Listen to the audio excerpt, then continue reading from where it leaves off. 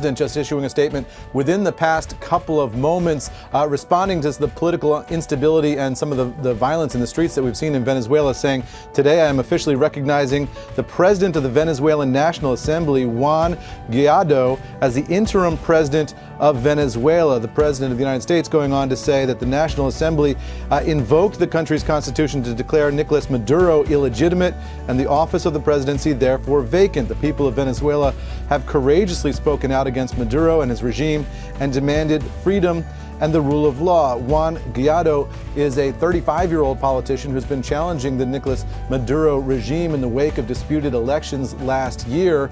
He has been taking to the streets in Caracas over the past several days, leading a protest movement. According to newspaper accounts, he was pulled from an SUV by intelligence agents just a few days ago, but ultimately released. Now the president of the United States has recognized him as the interim president of Venezuela. So a dramatic shift here in policy from the United States government. This follows a meeting that the president had here at the White House yesterday with members of the Florida delegation and the governor of Florida, who spoke to him to urge a hard line against the socialist regime in Venezuela. The president presumably listening to some of those political allies yesterday and taking this action today, Kelly. Yeah, I saw that Rubio and others were pushing him to do this. So I also earlier saw some reports about oil and the president possibly targeting sanctions in Venezuela to prevent oil exports that way. I don't know if there's any word on that right now, though. We don't have any official word. I would expect that there might be some more details forthcoming from the White House on how it plans to handle this situation over the course of the afternoon. And as soon as we get any of those details, Kelly, we'll bring them to you. This whole issue with Maduro's legitimacy, or as a lot of people see, a lack of legitimacy, we're going into a second term later today. How significant is this, or how much could this hurt Venezuela? Well, it's throwing it into chaos because the majority of the nations of the world are not going to recognize Maduro in this new term that he's trying to enter, mainly because they banned the opposition from competing. They banned the opposition party from competing. They banned most of the excellent leaders of the opposition from competing. Which makes it a little bit easier to win. So the election was neither free nor fair. So they're not going to, basically, there's a breach in the democracy, the democratic rules in Venezuela. So here's the thing. I mean, it's a petro state. Output has been literally crashing, and along with it, the fortunes of Venezuela's entire economy and their people. I mean, what is the thing that could either arrest or reverse this situation?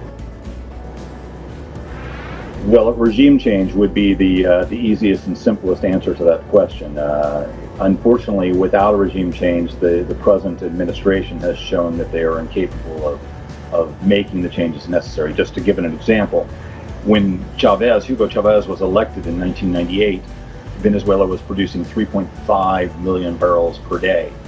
Right now, as of last month, according to OPEC, it was producing just 1.37 million barrels a day, less than a third of what it was producing 20 years ago. It's a debacle. At the same time, as you see on the screen, GDP has declined almost 58%, more than 58%, according to the IMF, over the last 5 years. The United States, in the Great Depression, GDP declined only 29% compared to the 58% cumulative decline that Venezuela has experienced in the last 5 years. And this year, there's going to be another 12% decline, probably. So you can see the decimation of the country that communism and corruption have wrought. Yeah, indeed. And Russ, you know, until just a couple of seconds ago, I was going to ask you a very abstract question, and that is how close Venezuela is to becoming literally a failed state, literally collapsing, but probably more importantly and more specifically, how close is the country in your view to having the people being just absolutely fed up with the situation and their lives and living standards, etc., and mounting some sort of resistance? The problem is that Venezuela has never really had a resistance. Life has always been comfortable for the last 100 years because of the discovery of oil. Even during the 60s, when there was a Cuban guerrilla-inspired movements all over Latin America, Venezuela had a very small, insignificant movement. Not many people wanted to leave the comfort of Caracas for the jungles. Sadly, that continues to be the case. But the people are voting, and they are leaving in droves. So over 3 million people have left the country. That's we're talking about 10% of the population. It's unfortunately the military is firmly in charge, and the people don't have guns. People have no right to guns, and so it's very difficult for them to mount a guerrilla force without access to weapons to fight the regime.